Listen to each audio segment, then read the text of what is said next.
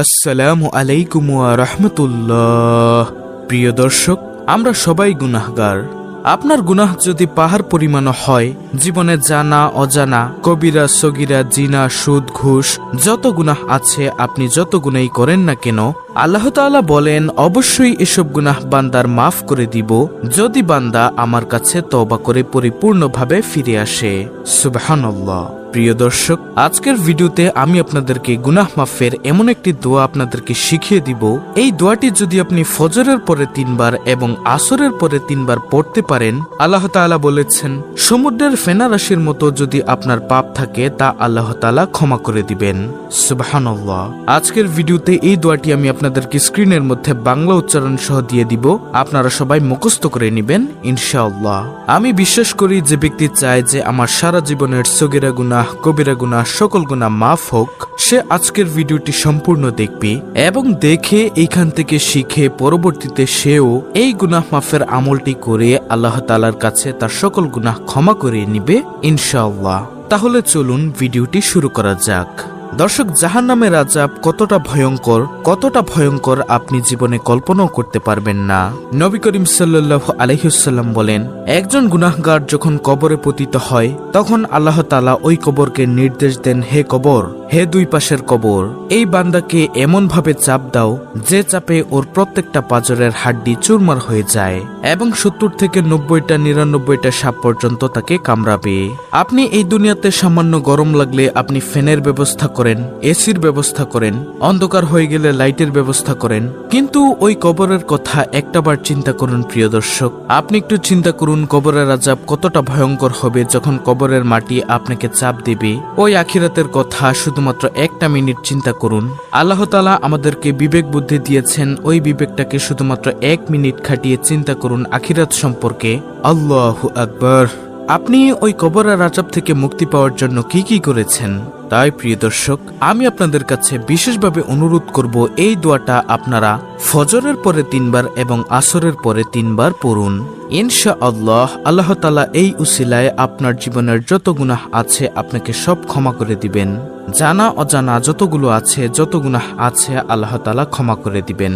আল্লাহ তাআলা পবিত্র কোরআনুল কারিমে বলেন, আমি জিন ও মানব জাতিকে সৃষ্টি করেছি শুধুমাত্র আমার ইবাদতের জন্যই। প্রিয় দর্শক, আপনি সর্বশ্রেষ্ঠ ধর্ম নিয়ে দুনিয়াতে জন্মগ্রহণ করেছেন এবং সর্বশ্রেষ্ঠ প্রাণী হয়ে এই দুনিয়াতে জন্মগ্রহণ করেছেন। আল্লাহ তাআলা আপনাকে এতই মর্যাদা দিয়েছেন যার কারণে সর্বশ্রেষ্ঠ করে দিয়েছেন। সর্বশ্রেষ্ঠ নবীর উম্মত হয়েছেন, সর্বশ্রেষ্ঠ জীব মানুষ হয়ে জন্মগ্রহণ করেছেন। কত সম্মান, কত মর্যাদা! ওই সর্বশ্রেষ্ঠ ধর্ম, সর্বশ্রেষ্ঠ পানি হিসেবে আপনি আল্লাহ তাআলার কাছে 2 হাত বাড়িয়ে দিয়ে আল্লাহ তাআলার কাছে মাফ চান, তওবা করুন।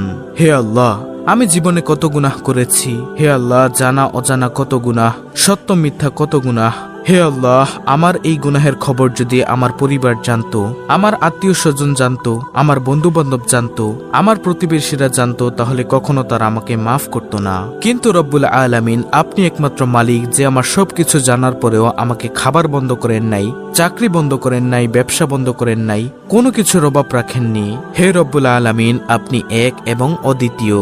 রব্বুল আলামিন, আপনার কাছে পরিপূর্ণ ঈমান রেখে আমি আপনার কাছে মাফ চাচ্ছি।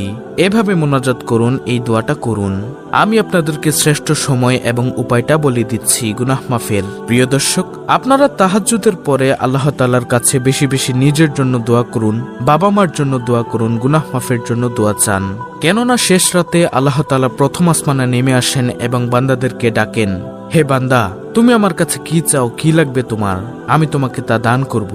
এভাবে আল্লাহ তাআলা প্রথম আসমানে নেমে আসেন। সুতরাং নামাজ পড়ুন 5 ওয়াক্ত, তাহাজ্জুদ পড়ুন, দোয়া পড়ুন এবং ইস্তেগফারের সাথে লেগে থাকুন। আল্লাহ তাআলার ইবাদত একটার সাথে আরেকটা কানেক্টেড থাকুন। দেখেন, আপনি যদি আল্লাহ তাআলার প্রিয় বান্দা হয়ে যান, ইনশাআল্লাহ আপনার মনের যত আশা আছে, আপনার যত বিপদ আপদ আছে, আপনার যত সমস্যা আছে, আল্লাহ তাআলা সবকিছু সমাধান করে দিবেন। এবং আমি আপনাদেরকে বলবো এই দোয়াটা আমলটা ফজরের পরে 3 বার এবং আসরের পরে 3 বার আমল করার চেষ্টা করবেন। আল্লাহ তাআলা অবশ্যই আপনার জীবনের সকল গুনাহ মাফ করে দিবেন। তাহলে চলুন কথা না বাড়িয়ে সেই দোয়াটি শিখে নিই। খুব সহজ এবং পরিচিত একটি দোয়া। দর্শক, প্রথমে আমি আপনাদেরকে গুনাহ মাফের দোয়াটি শিখিয়ে দিচ্ছি, তারপরে আমি আপনাদেরকে নিয়মাবলী শিখিয়ে দিব। সেই ফজিলতপূর্ণ গুনাহ মাফের দোয়াটি হলো আস্তাগফিরুল্লাহাল্লাযী লা ইলাহা ইল্লা হুয়াল হাইয়ুল কাইয়্যুম ওয়া আতুবু ইলাইহি। প্রিয় দর্শক, আমি আবার বলছি, আস্তাগফিরুল্লাহাল্লাযী লা ইলাহা ইল্লা হুয়াল হাইয়ুল কাইয়্যুম ওয়া আতুবু ইলাইহি। এই দোয়াটির অর্থ আপনারা দেখুন।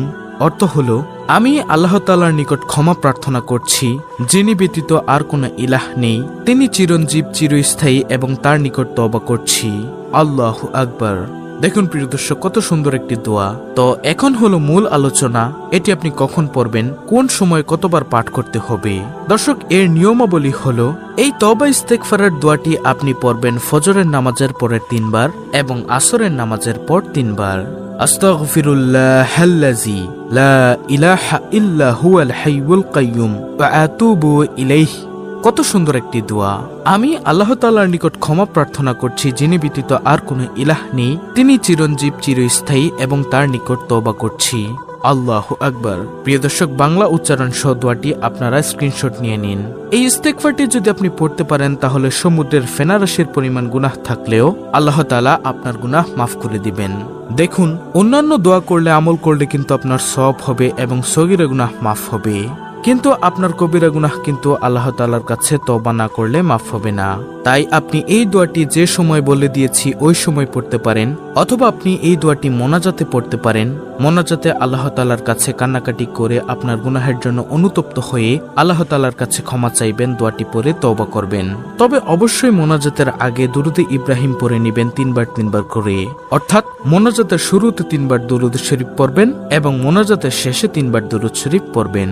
ইনশাআল্লাহ আশা করি আল্লাহ তাআলা আপনার গুনাহ মাফ করে দিলেও দিতে পারেন। কিন্তু এখানে একটি কথা হলো, আপনাকে তওবার মতো তওবা করতে হবে।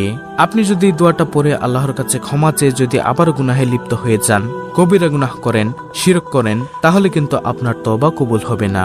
এজন্য তওবার মতো তওবা করতে হবে, তাহলেই আপনি আল্লাহ তাআলার কাছে ক্ষমা পাবেন, কবরের আযাব, জাহান্নামের আযাব থেকে রক্ষা পাবেন। মনে রাখবেন, তওবা ও ইস্তেগফার দোয়াটি হলো আস্তাগফিরুল্লাহাল্লাযী লা ইলাহা ইল্লা হুয়াল হাইয়ুল কাইয়্যুম ওয়া আতুবু ইলাইহি। ইনশাআল্লাহ অনেক ফজিলতপূর্ণ একটি আমল। তো এই ছিল আমাদের আজকের